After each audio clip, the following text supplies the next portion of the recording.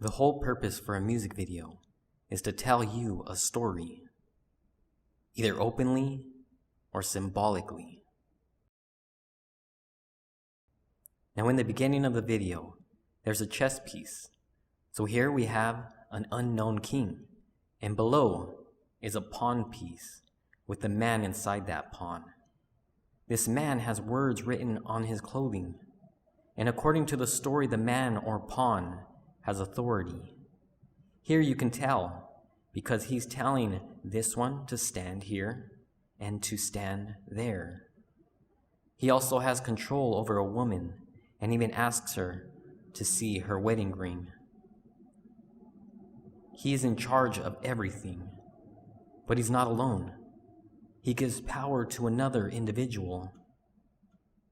When he slips into the shadows, she takes control. She also has authority to guide them in and tells them when to leave, or even tells them when to dance. Next, we have a woman dressed in scarlet, and this woman has a daughter that also does a subtle dance. And then comes a group of dancing women. Now to the Goyim, this is a story, but what do the insiders see? The first thing they see are two chess pieces, a king and a pawn. Now who is this king? To know who the king is, we first have to find out who the pawn is. Let's identify the pawn. He has stars all over his chest and words all over. The words that are clear are hope, God, and horror. Now, where in the Bible do we find a man who speaks about hope and claims to be God and is a horror? And I stood upon the sand of the sea and saw a beast rising out of the sea, having 7 heads and 10 horns, and upon his horns 10 crowns, and upon his head the name of blasphemy. And the dragon gave him his power, and his seat, and great authority. And the waters which thou sawest, where the horse sits, are peoples, multitudes, and nations, and tongues. So the dragon gives him his power, but who is the dragon? And he laid hold upon the dragon, that old serpent which is the devil, and Satan, and bound him 1,000 years. So the devil gives his power to this pawn. This beast also has the name of blasphemy on his head. The definition of blasphemy in the Bible is someone who claims to be God and to forgive sin. Now who on earth claims to be God and claims to forgive sin? In 1512, Christopher Marcellus said this to the Pope: "Take care that we lose not that salvation, that life and breath which thou hast given us. For thou art our shepherd, thou art our physician, thou art our governor, thou art our husbandman, thou art finally another God on earth." And in 1895, an article from the Catholic National said, "The Pope is not only the representative of Jesus Christ, but he is Jesus Christ himself, hidden under the veil of flesh." Now, does the Pope claim that he could forgive sins? And God himself is obliged to abide by the judgment of his priest, and either not to pardon or to pardon, according as they refuse to give absolution, provided the penitent is capable of it. This judicial authority will even include the power to forgive sins. The poor sinner kneels at his confessor's feet. He knows he is not speaking to an ordinary man, but to another Christ.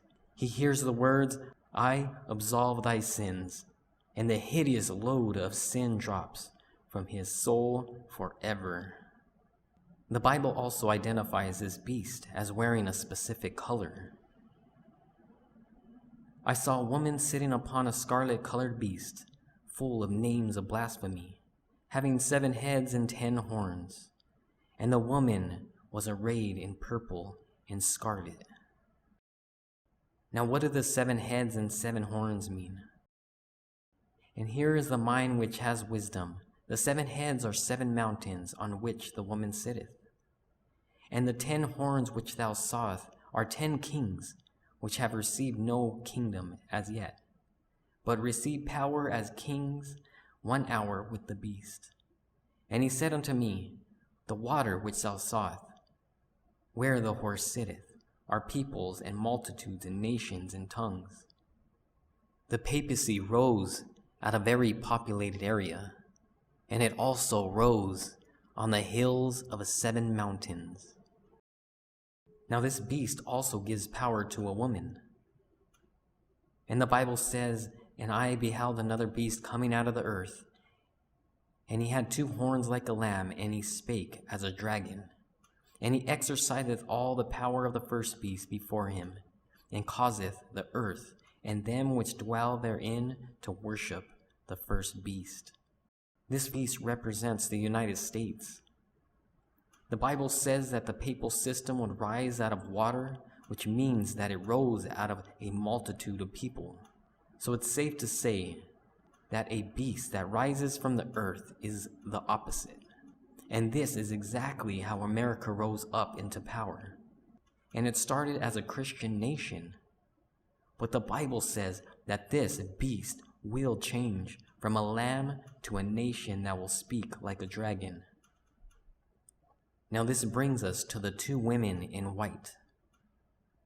And there appeared a great wonder in heaven, a woman clothed with the sun, and the moon under her feet, and 12 stars. This represents God's true church, but there is also a counterfeit church. Many will say to me in that day, Lord, Lord, have we not prophesied in thy name, and in thy name have cast out devils, and in thy name done many wonderful works? And then will I profess unto them, I never knew you. Depart from me, ye that work iniquity. The Bible foretells a day when Rome will give America power. And America, together with the Protestant nation, will use that power to force everyone to worship the Pope. And one day the Pope will once again rule the whole entire world.